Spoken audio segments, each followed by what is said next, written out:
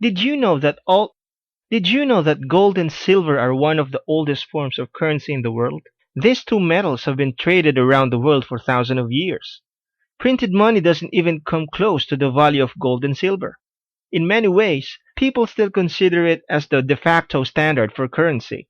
In the past, gold has always been known as a symbol of the rich and the elite. Silver is also precious but in more functional ways. Gold, we see it as jewelry and silver as silverware. Gold and silver is a sign of money and power. They are soft enough to be molded into different forms, and its form gives beauty that entrances people. Unlike currency in the form of paper money, you can't print it out of thin air, so it is inherently valuable. The gold standard is what governments use as a comparison of currency.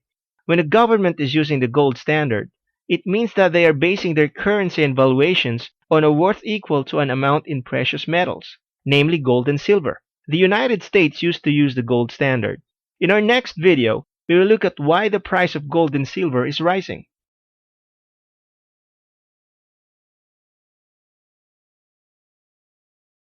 In 1971, President Nixon severed the US dollar's ties with the gold system. The US Treasury was running out of gold as more and more people were exchanging their US dollars back to gold. People were starting to lose confidence in the US dollar and more people were emptying the gold reserve.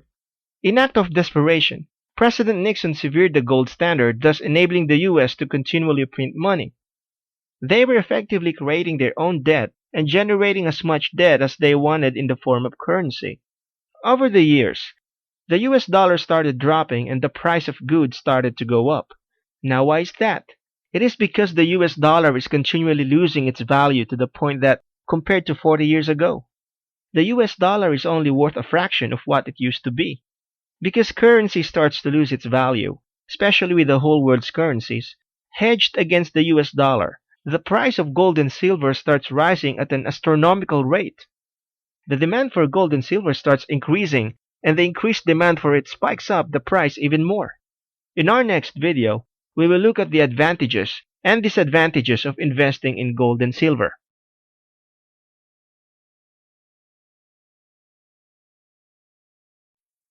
Advantages. Preserve your wealth. Anyone can trade gold for any other currency if anything happens to a country's currency. Jewels are made of gold or silver can also be easily traded. You can find other buyers for your form of currency because gold and silver is a universal currency.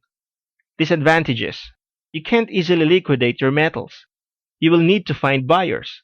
The spread can be high. In other words, you will pay a lot of commission to gold and silver sellers. It is a defensive strategy. Even if you gain money through gold, your currency devalues. You do not earn interest from the bank.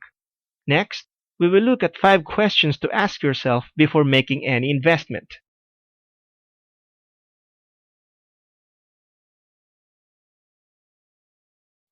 Am I looking for a quick cash, or am I in this for the long haul?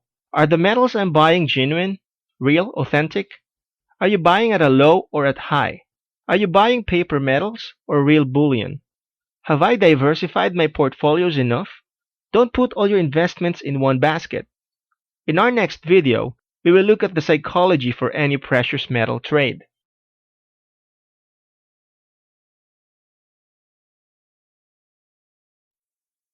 A trader's mindset is very important.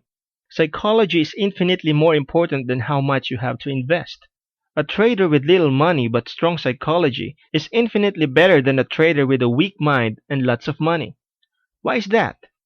Because a person with a proper mindset can double, triple, or quadruple their money, while a person with a poor psychology can lose it all overnight. The key is to be detached with your money. It is better to trade with money that you can spare rather than money you depend on, life or death money. Can you hold a trade? What happens when the price takes a plunge? Do you understand that gold and silver trading is like buying a house? No matter what, the price of a house will always go up, but it is a matter of how long can you hold. Above all, remember not to rely on gold and silver trading as your only source of income.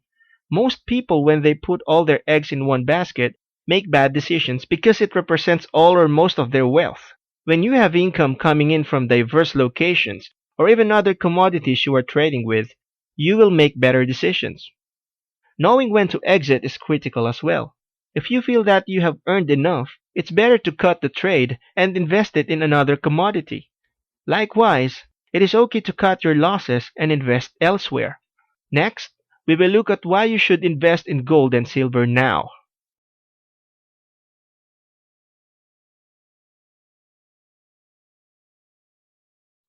Start diversifying your assets. Do not trust in your local currency, which fluctuates with events. Protect your wealth. Gold and silver are always in demand and are limited in supply, so you can always find buyers. Always scout around for desperate buyers who are trying to liquidate their gold and silver for currency. They are your best people to target when you are buying gold. You can even offer low ball offers and see who will take the bait. Like attracts like. So the more wealth you store away, the more you are likely to attract. Besides, keeping it as precious metals is a form of saving. You are not tempted to spend your money. And remember that a penny saved is a penny earned. There you have it. Be sure to invest wisely.